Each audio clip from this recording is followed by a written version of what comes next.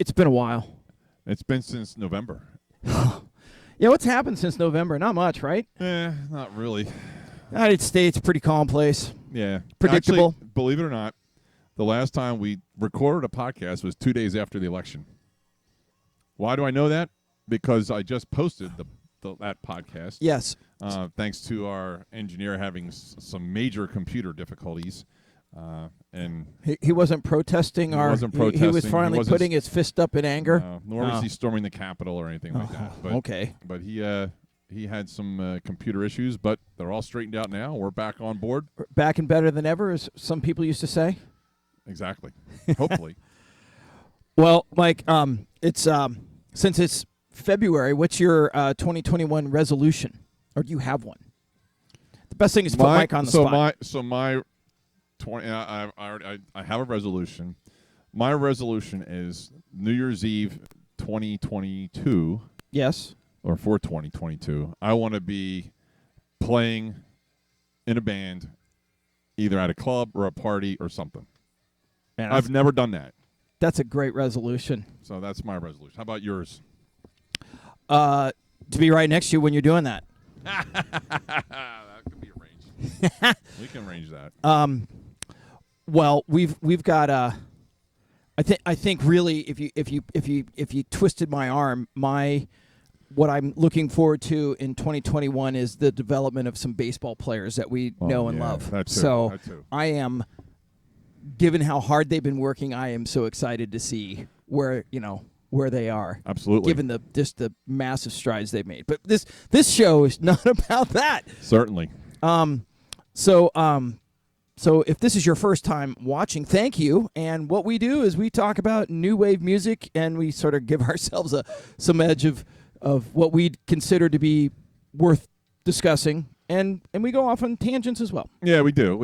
And I don't think we limit ourselves to new wave. I mean, we talk about some alternative stuff, and we brush into the pop scene, and oh sure, and we don't, and a little bit of rock.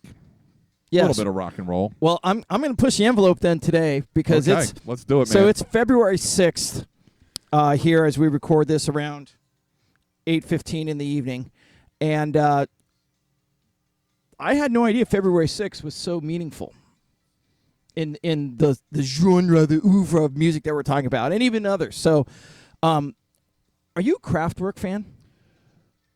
I really like the song Autobahn. Yes. Other than that, I don't know too much about them. I don't either, right? And you would think that would be right in our wheelhouse, right? You would think.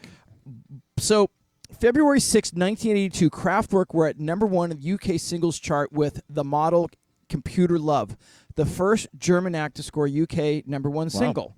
The single spent 21 weeks on the UK chart. Wow, that's a lot of weeks. They're more electronic band, too. Yeah, oh, yeah. I've always somehow put Devo and Kraftwerk in the same avant-garde. I know, it's probably not fair. Because if you actually listen to Kraftwerk, it's actually almost like ambient or down-tempo and sort of it's kind of relaxing. At least the songs I've heard. Now, put my hand up. I don't know all their stuff. To me, it's like they're huge electronic.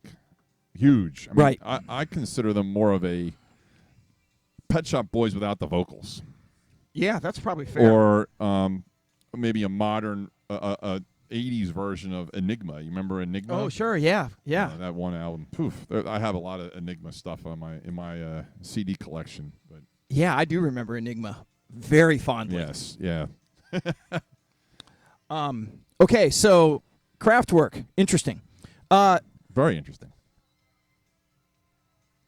6th of February 1982, the Jay Giles Band started a 6-week run at #1 on the U.S. singles chart with Centerfold, the band's only U.S. #1, a #3 hit in the U.K. The band's album Freeze Frame started a 4-week run at #1 on the U.S. album charts at the same time.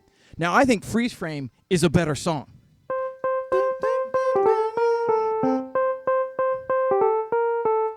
I agree. Now, our topic this week are... Oh, I didn't even think of that. I know, me neither. I didn't even think of that. Oh, man. Oh. So, is solo artists that started in a band, and so of course Peter Wolf was the lead singer in the Jay Giles band. Didn't make the list because, but wow, yeah, I can't believe I forgot him. How great is that? Oh my word! How lame it is that we both didn't think of him. Sad times, Mikey. Oh man, we stink, man. Yeah. Okay. 6th of February, 1966. Guess whose birthday is? Because he will never give you up. Oh, Rick Astley. He will never let you down. No, he will not. And have you seen the political T-shirt, Rick Astley for president? I love it. Because he will never. never give up. Yeah. The 6th of February, Rick Astley, singer who had the 1987 UK and US #1 single, "Never Gonna Give You Up." It's his birthday today. Scored. Go ahead. Here's a Rick Astley. Have you ever? There's a video somewhere of him singing that song with the Goo Goo Dolls. He's apparently a really good friend of Dave Grohl's. Why doesn't that surprise me? Dave Grohl's a good friend to like everybody. Because who wouldn't want to be great friends with Dave Grohl? I know I would. And the drummer. I love those guys. Yeah. Oh. Yeah. So Rick Astley, it's his birthday today. Wow. He's 50 Happy birthday, Rick. 54? No way. He's got to be older than that. No, 6th of February 1966. Wow. Okay. Another notable birthday, not necessarily in the new wave genre either, but it is Bob Marley's birthday today. Okay. Well, we talk about Bob Marley. Yes. So the 1984 Best of Album spent 330 weeks on the UK chart. Wow. And this will get Mike's feathers in a bunch. Oh, that means a madness. In or 1990, February 6th, Bob Marley. Or Joe Jackson. Sorry. Bob Marley was inducted in the Rock and Roll Hall of Fame in 1994. Now, I wasn't aware that reggae was also termed. Was there a reggae wing of the Rock and Roll Hall of Fame, Mike? It was probably the. Please go. It's probably the Bob Marley wing of the Rock and Roll Hall of Fame. I don't recall. Oh, you're not going to put Eddie Grant in the reggae wing of the Rock and Roll? I actually like that song. The one. Electric Avenue. Electric Avenue was great. I love that song. Peter Tosh. No. No. What about UB40? They were pretty popular in the day. Very popular. Very popular. Yeah. I like UB40. So come on. I'm trying to wind you up. Maybe after a few more beers, we'll get them going. What about reggae? The so-called Rock and Roll Hall of Fame. The new, I've even said, well, maybe it should be the New Music Hall of Fame, but some of the acts aren't new anymore. Nope. So I don't know what to call it now because it's not the Rock and Roll Hall of Fame anymore. There's so many acts that they've admitted that they've put in. Do you think they're going to rename it though? No, they won't. They're too bullheaded. The Popular Music Hall of Fame. Yeah, I guess you could do it that, but I mean, was Yes popular? No, but they're in the Hall of Fame. Yes was popular. Did they get? Were they on Rick Dees or no. Casey Kasem's top 40? Actually, they were. Owner of a Lonely Heart was number one. Yeah, that's probably true. I mean, that album was huge. So, all right, I got another one for you. This is yesterday. So, the 5th of February, 1948 is 1948. Nigel Tufnell's birthday. For those of you who don't know who Nigel Tufnell is, he's the guitarist with the parody heavy metal band Spinal Tap, who made the 1984 film This Is Spinal Tap. A fine film. If you've never seen it, Nigel Tufnell. If you've never seen it, watch it. It's awesome. A belated happy birthday to you, sire. How do they know when Nigel Tufnell's birthday is? I scoured the internet for these sort of facts. Just like to say that my amplifier does not go to 11. His did. He had one of the only ones that I believe did. it, yeah. It has special adjustment to his amplifier to go to 11 as opposed to 10. Most just go to 10. Remarkable driver. I have one. Okay, go. I'm not sure of the date, but I saw it a couple days ago. I think it's the 20th? Either the 20th or 30th anniversary of the album God Bless the Go-Go's. Which I couldn't tell you many songs off that album, if any. So I've only ever heard like greatest hits. They were a punk band. Like originally, yeah. Yeah, it was not. I mean, you had to be into that sort of driving sort of punk thing. So I've set it up, and I don't think I had seen it when we did the last podcast. The the Go-Go's documentary. Oh yeah, I saw it. Yeah. Phenomenal. Oh, so phenomenal, phenomenal piece of craftsmanship. Although I wish they would have. They kind of stop, and then kind of fast forward like 20 years. I really wish they would have. What have they filled been in doing? some of the blanks? Yeah. Although, why do I have a feeling that some of those blanks we probably don't want to know? You know, sometimes ignorance is bliss, Mike. Yeah. And in the Go-Go's case, it probably was, because there was a lot of weird stuff going on with that band. And that song that they just did, released last year, quite good. We'll come back to it after the break. Is good. It's really good. Oh God, they're really good. Okay, I got one more for you, and then we'll go to the break and figure out what that Go-Go song was.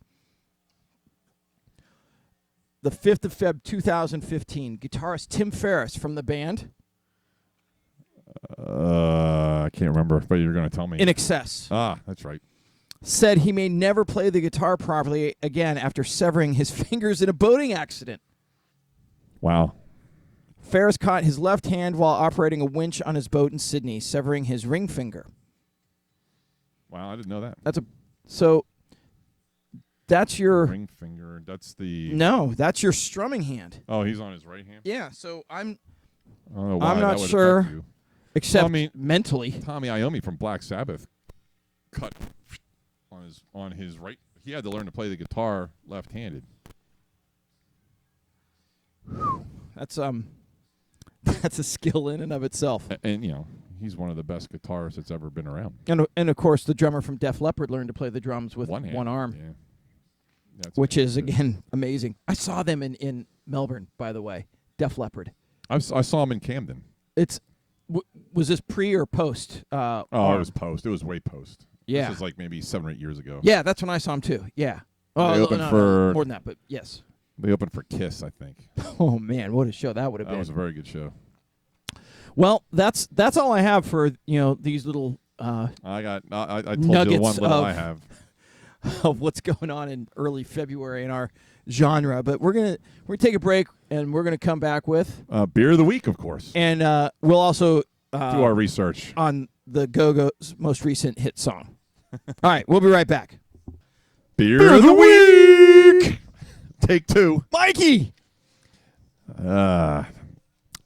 Thank God we can edit this. I'm glad we edited. Yeah. So, what are we drinking? Well, the floor's drinking some of it, apparently. Oh, we are drinking Bolero Snowball IPA. Yes. So, tell us a little bit about the beer, Mark. Look, and then we'll talk about the brewery, I guess. Talk about the brewery, and then we'll talk about the beer. Before I talk, they have an artistic director that leading artist in residence. This guy, Jim Cole, he partners closely with the owner to move the Bolero brand forward and visually capture new fans. But these are great. Like, we were going to talk about this later. We're going to talk about it now. The illustrations are fantastic. And I think people take beer illustrations on cans. They can be. I've almost not bought beer because it's like it's too busy. I got to keep moving on. So I'm the exact opposite. I used to bring Derek, my youngest, to the liquor store with me to pick out beer, and he would look for the craziest cans or bottles and pick them. And if you know Derek, that doesn't surprise anybody. So he would look for like the craziest stuff and make me buy it. So that's kind of. So I'm the opposite of that. Well, that's why I like this. Opposites attract. This is not the first time I've had Bolero Snort Brewery beer. Yeah. So these guys got their they were, brewing in bathtubs in 2011-12, but they actually opened their brewery in 2019 in the Meadowlands. It's a 16,000 square foot sort of warehouse tasting. I don't know if they do food there or not, but I mean. What do you think about this IPA? Where do you think it is? I know you're a huge IPA fan. Like this is. I'm not, but as you know, we tried this before already. Usually, I only drink one IPA, and this is it was going to be my second one, but 1.5. It's going to end up being 1.5. I didn't like it when I first tried it, but as I drink more of it, I'm starting to really like it, and it's pretty good. I mean, I love the vanilla. I'm a huge. I love vanilla in beer as opposed to coffee, and to a lesser extent, and peanut butter. I used to like the peanut butter stouts and stuff. I don't know if I like that anymore. It's kind of too much. Yeah, no, I'm with you. I think to go back to this particular brew, it's, as far as IPAs go, it's probably on the sweeter side. And again, it has that vanilla in it. The hops that they've used, the combination of hops, doesn't really drive a tartness that some IPAs can sometimes have. Some people that are more critical of IPAs call it more like just soap water, which I'm not necessarily inclined to agree with. But no. But yeah, I think it's it's pushing up in the ABV at 8.1. So yeah. I'm not certain you want to do. You don't want to drink 20 of them. That would be. You may regret that decision. Yes. But it is flavorful. Very there's flavorful. a lot going on. There's some citrus in there, a lot of vanilla. Mm-hmm. So yeah, we might have to make a slight road trip. Like, what are we, about an hour and 10 minutes door to door? Probably, yeah. So that that's close enough. We can get up there and get the wives to drive us up there. Yeah, or they can go and do something. Yeah, while we drink the beer. I'm going to avoid whatever that is. So yeah, I'm really enjoying this. I'm glad I had one, and I'll have the second one. Yeah, you'll have two. But yeah, so what else you got to say about beers, Mike? Well, if you want us to review your beer, yes, please get a hold of us on our email address or on the Facebook page. We'd be happy to review it. We have shout out to yes, Stephanie. Thank you, Stephanie. And also a shout out to Mike's better half, who organized these wonderful logo shirts for us. Yes, that only one of us seems to remember to wear today. A reminder would have gone a long way. I didn't think we had to remind you for that. Yes, well, you know what they say about assuming. I guess so. I don't want to. Yes, I did assume too much there. But they're the cool shirts. They're cool shirts. Yep. You might not be able to see the logo, but you can. We'll try and get a close up of it at some point. Right on. Yes. What's that email address? You know it? It's MikeMarkMusic@gmail.com. And we check it at least once. In a while. Yes. And look, we also have a Facebook page that we try and update and keep engaged. So don't be shy about checking us out there either. Yep. So we're gonna take a break. Did we say what the Go-Go's song was that we couldn't remember? No, we have not. So do you remember what it is? Because you said it to me, and of course I knew that you said it, so I didn't have to remember it. Mike. Club Zero. Yeah, Club Zero. I had to think about it. Club Zero, good song. It's a very good song. So good I couldn't remember it twice. So yeah, we're going to take a quick break, and then we're going to come back with our topic, solo artists that got their start in other bands. In other bands. Because it's important that it's other bands, because sometimes it's not just a new wave band, right? Correct. All right, we'll be right back. Right. And I promise you, it's going to be one take this time. All right, Mike. Okay, so I guess I probably going to have to start with this one since this was my idea, this topic. So the topic that we're going to talk about today, our main segment, is artists who went solo. So I have a plethora, I love that word, plethora, of Good artists that went solo. I have a paucity. You have the English major speaking now. That's the opposite of plethora. Which means you don't have many. I have 10. 10? I only got 10. And wow. Well, so I'm looking at I can kind of see your list, and I have a couple of those. I knew you were going to have Nick Hayward. I think I don't know. Do I have Nick Hayward? I do. So he's like first on my list because he. Yes, I do have Nick Hayward. Haircut 100 had one album, and Nick Hayward has 9 solo albums. 9, Michael. I heard you. 9. That's more than 8. Less than 10. Less than 10. But if you add the Pelican West, it's 10. And again, so a lot of these artists that I picked had solo careers in overseas, but not so many in the United States. So why am I not surprised at that? Because that's how I roll. I know. So why don't you give me a few? So I'm going to get the one that you have on top of your list is also on the top of my list, and that's George Michael. As we've talked about George Michael a lot here. I mean, Wham was great. I love Wham. I didn't like it when they were out, but I love them now. And how long did you last with before you got Whamageddon this year on Christmas? I lasted, I think, until about the 11th or 12th of December. I was much shorter than you. Okay, so your favorite Wham song?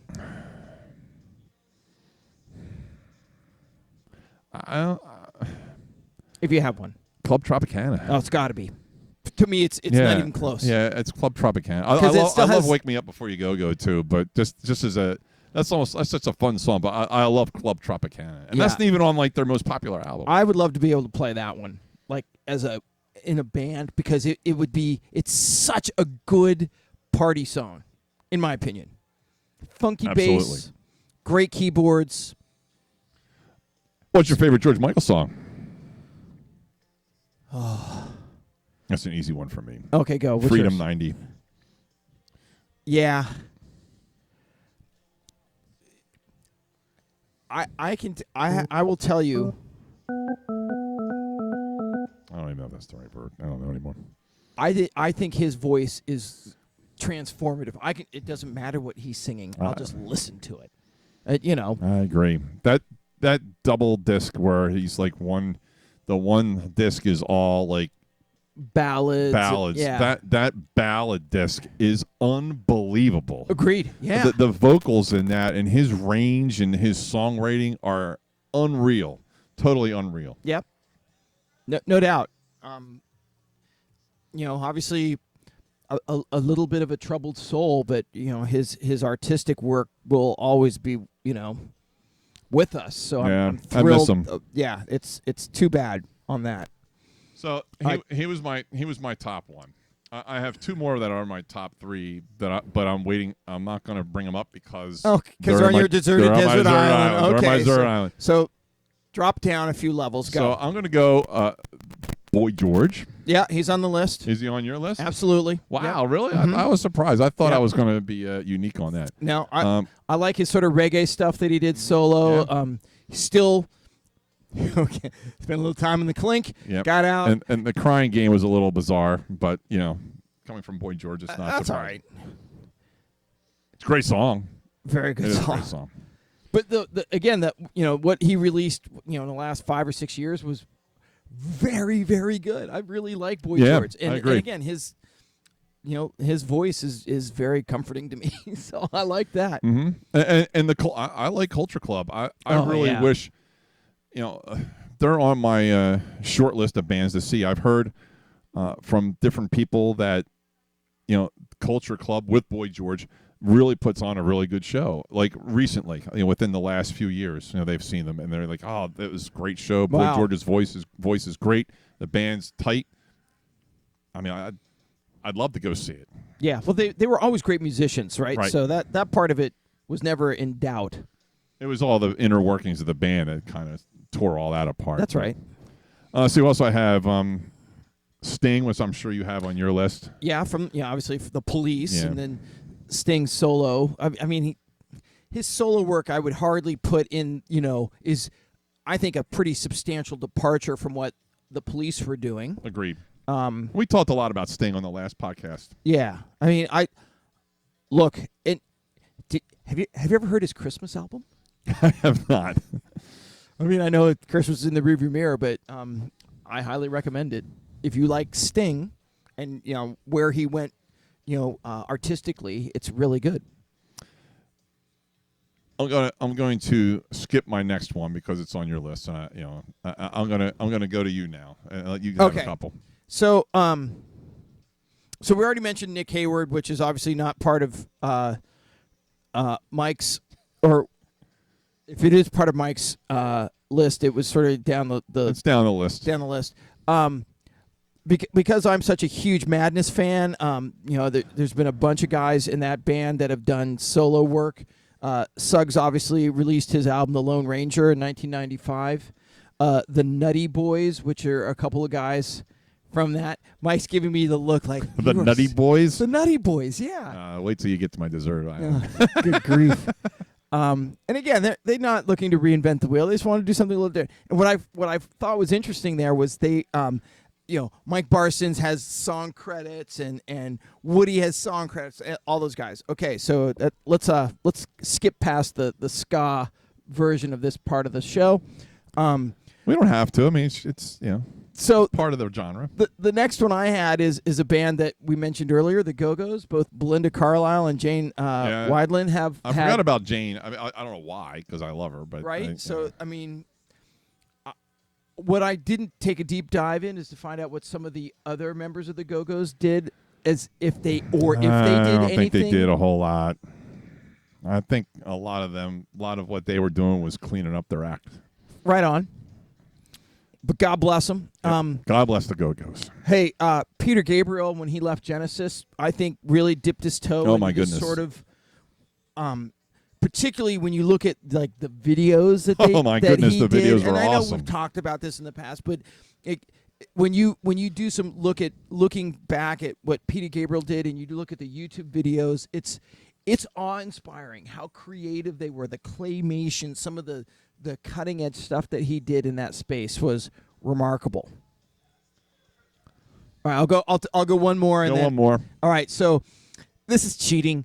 Adam and the Ants. I was going to Adam Ant. Adam Ant. That's big time cheating. Work. But how can it's it's not really any. But you have to say that. Like, it was different than what they did before. Adam and the Ants, like a bunch of those guys went off and did Bow Wow Wow. And so he had to go find brand new stuff and said, I'm going to just do my stuff on my own. And I love his work. Wonderful is a great song. Oh, yeah. So, all right. So, go. Your turn. Okay. How about two members of the Cars? Rick Ocasek. Yes, of course. He had Emotion in Motion. Yep.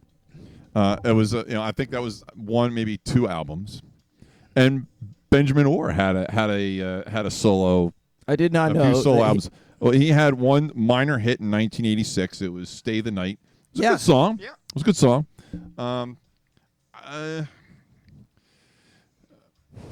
Look at him squirm. Come on, out with it. What about Andy Taylor? Do you count that? Look, so do you count Power Station?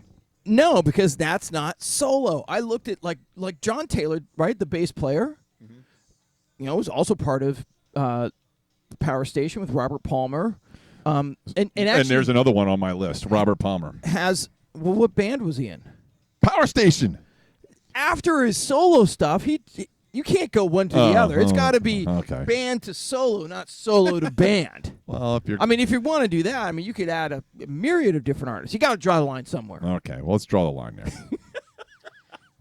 So I think John Taylor has, and then okay, so you want to go down this rabbit hole. What about the people that end up being producers of music? Oh, we're not going to go there. Are you sure? We could almost do a whole podcast just on that. Yeah. Okay. Keep going. Amy Mann. I don't know who that is. Till Tuesday. You don't know who Amy Mann is? I had no idea she had a solo career. Oh yeah. It was not. It wasn't landmark. That's for sure. I sure was a minor hit, but I can't remember what it was. Okay. A lot of these I can't remember. Okay, move on.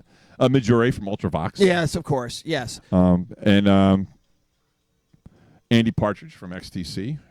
I think you've talked about solo stuff from him. Love Andy Partridge. He wrote a song for a TV show, The Wonderwalls. I never heard of the TV show.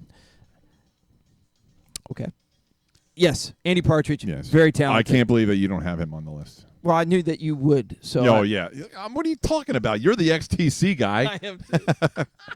You've gotten me into XTC. I kind of like XTC now, but I never did before. Woo! Have you sat down and watched the documentary? No. Oh, we got to watch that. What platform is it on? I don't know. One of them.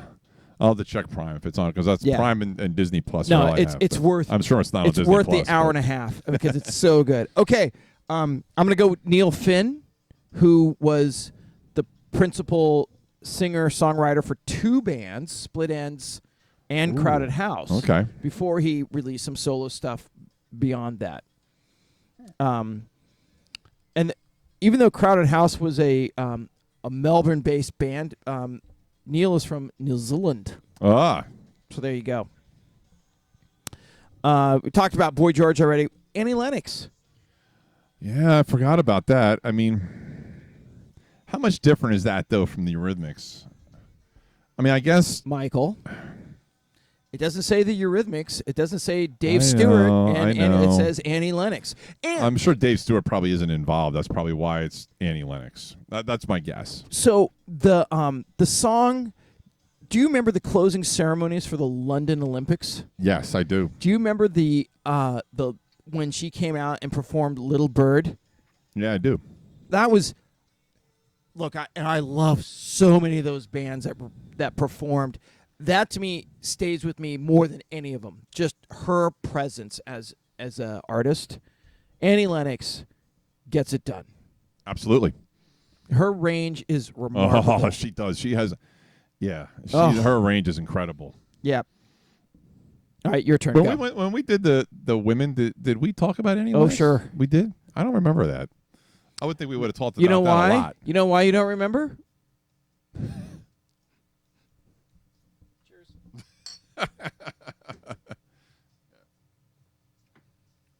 Let's just say the outtakes of some of these shows, maybe one day they will find the light of day. I think I told Andrew to erase them all. Thank God. What about Morrissey? Right. So, of course, massive... We're getting commentary from the Peanut Gallery about Morrissey's dive into modeling, sort of, I'm gonna die and so are you. But that's the Smiths, right? I mean, it was like it's part of what they do. I mean, good voice, great hair. Voice, yeah, Kurt Anderson. Not my favorite, but right. It's not what I. Like, when I think about those sort of artists, so, like, if you want to talk about that, what about Robert Smith? Robert Smith has solo stuff. Does he really? But it's not really what he's known for. Isn't it really? I mean, because isn't The Cure really just Robert Smith? I mean, for at least it's become Robert Smith. It's sort of like the guy guy started that way from World Party, whose name I can't remember. So the band name is World Party, but it's just him, right? I mean, he does all the performing. Yeah. What about Brian Ferry? Oh, great one. Yeah, I omitted him. Roxy Music, great band. Yeah. And he had a very successful solo career. Yes. Slave to Love, great song. Yeah. You know what movie? Nope. 9.5 Weeks. Oh, we talked about that. Yeah. Not my favorite movie. Mickey Rourke.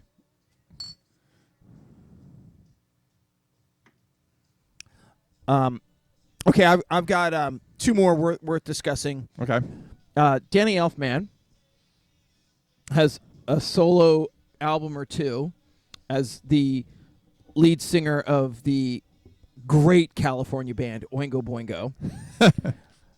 And obviously, there are 3 things we can't get through a podcast with. We can't get through without mentioning Oingo Boingo, ska. Yes. And, well, I guess it's just those 2. Because I was going to say Madness or the Beat, because really they're kind of the same genre. So I'll just those 2 things. We can't get through a podcast without mentioning them. Nothing wrong with that. What other Southern California bands do you know? The Surf Punks. Yes. What about the Butthole Surfers? I know them too. Yes. Okay. And the Surf MCs. Right. You're forgetting one. Boingo Boingo. You're forgetting 2. Oh, Van Halen. The Red Hot 3. Chili Peppers. Oh, that's why I forgot them. Okay. You don't like them? They're okay. I love Flea. Flea's awesome. Flea can play. They can all play. Yeah, they can all What play. movie were they in? You should I know don't this. know. Point Blank. They're the surfer dudes. Oh, they're the servers in Point Blank? Yes! I think I saw that once. Anyway, okay, and then a band that I love. What are we back? Are still in Southern California? No. We're moving back across the pond. Okay. Squeeze. Both Chris Difford and Glenn Tilbrook have had solo careers Oh, okay. outside of Squeeze. All right. I'll go with that. I don't know anything about it, but I know. I will educate you soon. I'm Don't sure worry you about will. that. Yep. All right, go. Well, I'm still amazed that the one we forgot that we talked about in the first segment, and that's Peter Wolf. Peter Wolf. I can't believe we missed that. Hardly a new wave act, but I get it. I disagree with you. I mean, Jay Giles kind of cross-genred, I thought, from rock and roll into the, maybe not new wave, but the alternative part. Sure. They kind of popped out, with the Freeze Frame, as we talked about that album. But, I mean, they were certainly not mainstream by any stretch until Freeze Frame came out. Well, and that's, my introduction to Jay Giles was, of course, through MTV. And right. so, as was most people's of our age. And that whole album, again, there was obviously a claymation. Right. But Centerfold was for 12-year-old young aspiring athletes, was a game-changing video. Come on. You're with me. Yep. It ranked up there with Girls on Film. Oh, wow. Yes.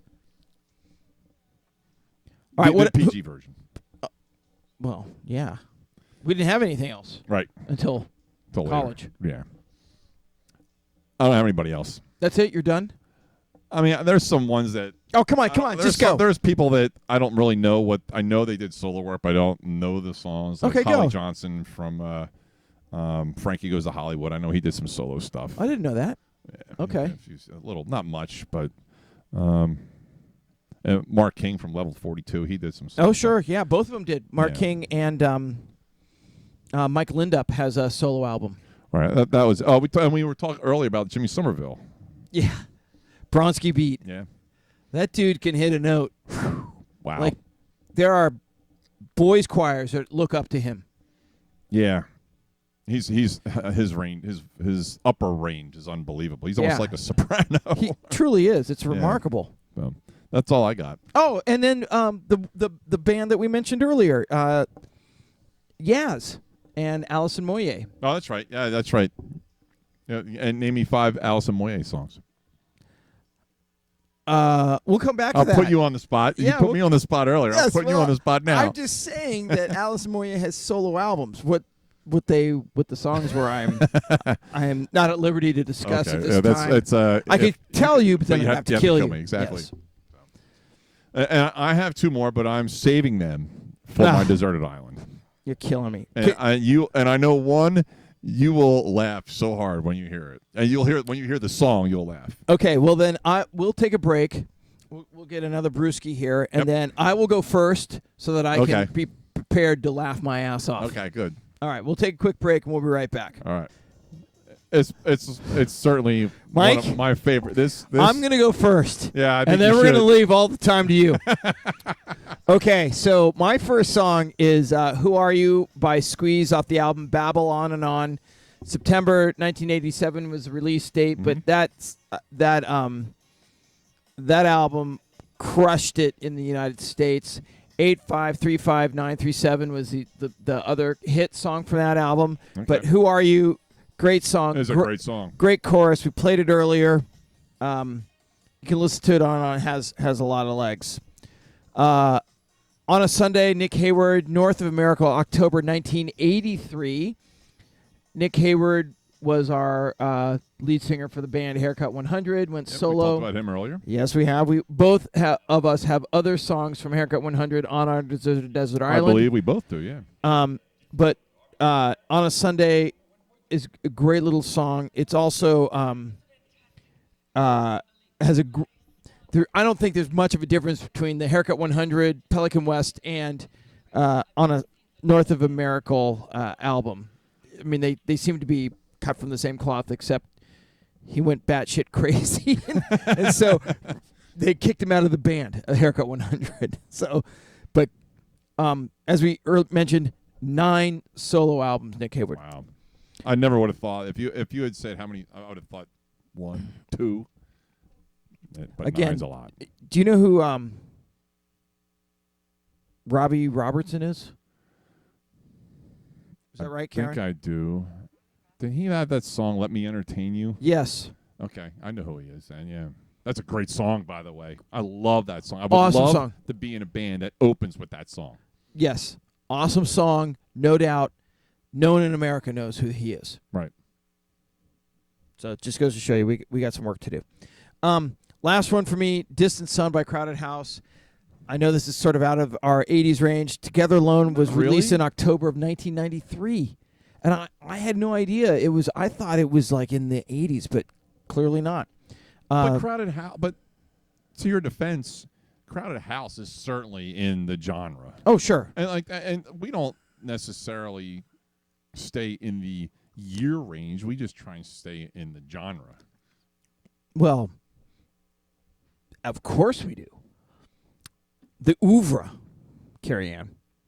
So, yeah, Distant Sun, great guitar, acoustic guitar. Awesome. Neil Finn's voice. So I don't know if I ever told you the story. I was at a concert in D.C. in like the mid '90s with Burke and some of these guys, and I'm standing here dancing around. I look to my right, and there's Neil Finn right next to me, and I'm like, what are you doing here? He's like, well, and he had this explanation for what, but it was, we was like some Manchester band, like Black Grape or something like that. Yeah, like I really love this sound, kind of a Where thing. were you? Like what? At the club? at the 930 Club. Okay, of course. And he's there by himself with just listening to music, and no one knows Nobody who he with is. him. No, God, no. I mean. He's like, yeah, I heard this. I want to see this because he had some connection with the record, the producer or whatever. But just out in the, no one knew who he was. It was amazing. Just You did. well, and thankfully I was like, yeah, I enjoyed the show. I mean, it was like a 3-second exchange, but because it was obviously too loud to have anything else, right? But yeah, just an amazing his catalog, starting all the way back with Split Ends, and he's still doing his own work. In fact, in the pandemic, they did some Zoom concerts and stuff like that. So that's pretty cool. But that's all prelude to you. So go.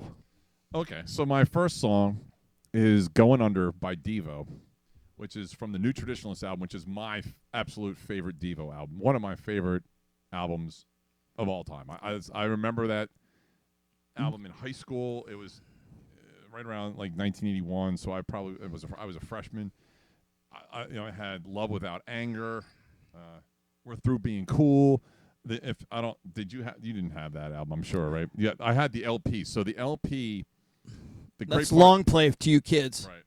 So the LP had a 45 inside of it that was working in a coal mine. If you remember working in a coal mine. Love that song. The Devo version of Working in a Coal Mine. Yes. I probably... In fact, that was the first version. I had never heard the other version. You never heard the original? No.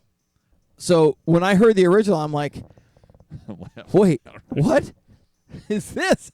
Because I always thought it was like a new wave song.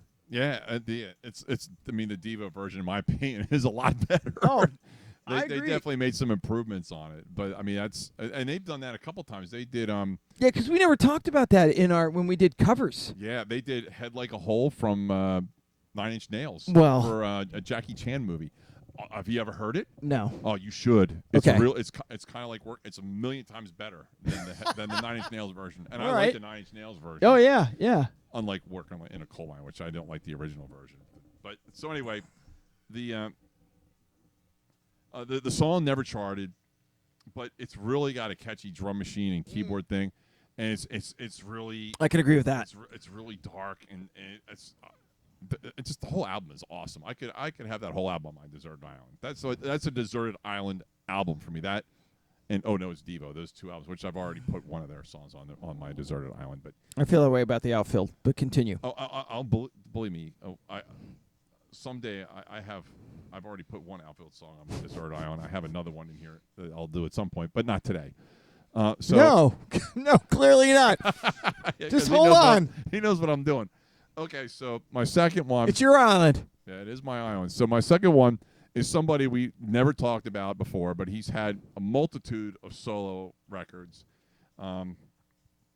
He actually did a song that was more of a ballad called Something's Gotten Hold of My Heart. And it's Mark Almond from Soft Cell. So the song I'm talking about is The Desperate Hours. It's from 1990. It's kind of got a Mexicana flavor, which I don't know. I get drawn to those songs, especially this song. I was big in La Isla Bonita by Madonna and Alejandro by Lady Gaga. I for some reason I get drawn to these Mexicana songs, and I can't say that that I'm a big fan of Mexicana music, but clearly you are. Apparently I must be, because I really like this song and those other two songs. We'll get you a poncho and a sombrero soon. Yeah. So this charted at like 50 something in the UK, so it wasn't a big one. The video is a lot of Mexican flavor in the video as well. How are you on the other Soft Cell stuff? Like, everybody knows Tainted Love. I don't know much more. Isn't it Sex Slave or whatever that other song that they had? Yeah, that I guess there was another. It was something weird. Yeah, really weird. Well, I don't know. If Sex Dwarf. That's a Sex Dwarf. Yeah, that's right. Sex if Dwarf. You ever so Mark if you're going to to say sex off. and dwarf in the same sentence, it's odd. That's a good point.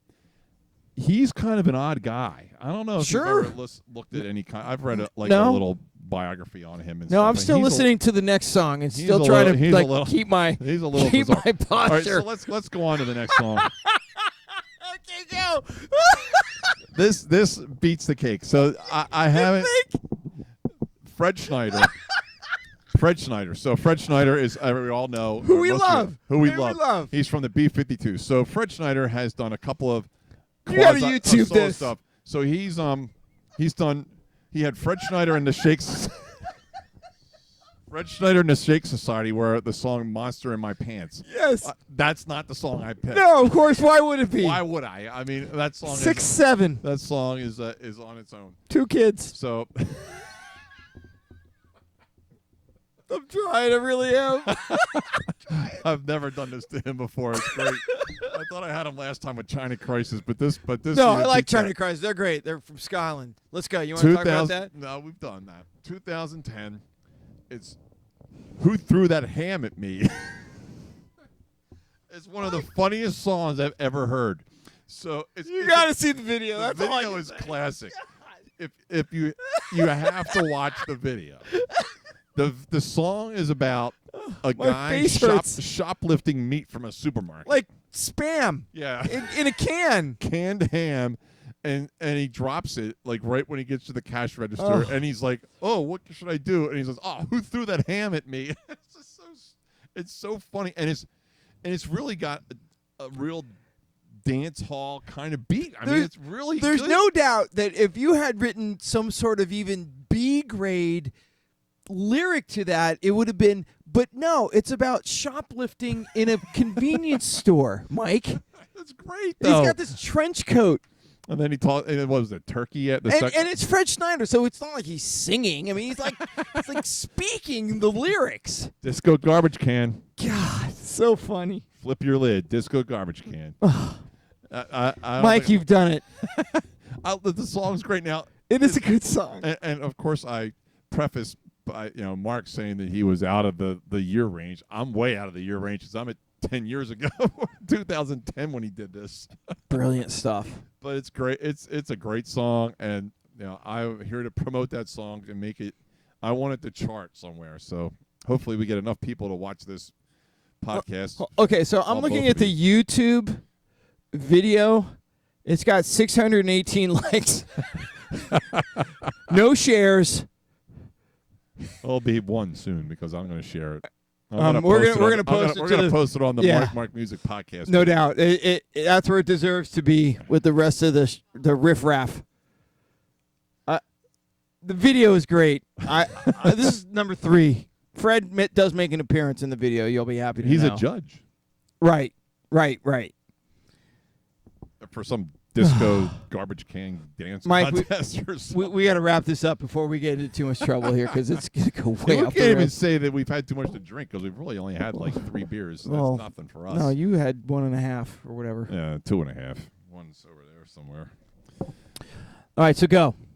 So if you want to get in touch with us, the email's on the screen.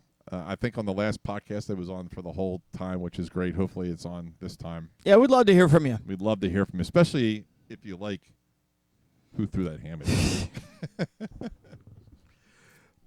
Ladies, anything to add? No. We're getting the wives have nothing to add. the shake of the head. It's time to land the Time plane. to wrap it up. So keep listening to some great music, and we'll keep finding these obscure songs to put on these deserted islands so for you to listen to and to appreciate. Right, Mark? Mikey, it's been a lovely show. Let's do it again real soon, okay? Hopefully sooner than 4 months. Yeah, let's let's do one more reason than that. All right. Cheers to everyone. Everybody.